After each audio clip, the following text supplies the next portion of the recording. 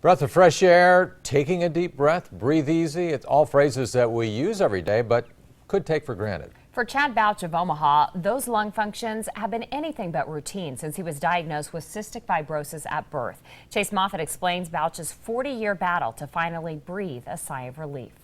I 100% believe that this is not my story. This is not a CF story. This is God's work in a person's life. By now, Chad Bautch and his wife Heidi are used to dealing with life on short air supply. It's still about the same amount. It's just not continuous flow. Makes me feel like Darth Vader a little bit. It's why he's now forced to tug along this air concentrator to help him breathe, diagnosed with cystic fibrosis at birth.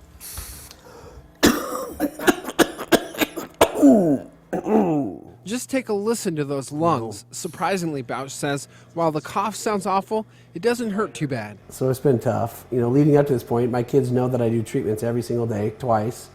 One in the morning, one in the evening. And in fact, doctors have been working with Chad for several years to help improve how well his lungs actually work. But sadly, they say it's down to 25% of maximum now. He's even traveled to Chicago, Denver, and more recently Minneapolis for aggressive drug treatments. This video from a recent trip to the Twin Cities reveals a therapy vest that Chad wears. It's a system that shakes the thick mucus free that's stuck in his lungs. Sadly, none of these treatments are working. Chad is now on the national transplant list. Doctors put him at the top. The donor has to be within 1 inch of my height. If they're bigger than that, they won't fit in my cavity. And if they're smaller than that, then they won't be able to pump the blood through that I need to for my body. Here's a look at a family visit at a local Omaha hospital when Chad's lungs were not doing well at all. He's got 3 kids, 6-year-old twins and a 13-year-old son. They're all learning to hang with Dad, even when Dad can't do what he loves best, like wrestling with your children. Just the things he used to be able to do, like he could go skiing, and we could take trips to Colorado.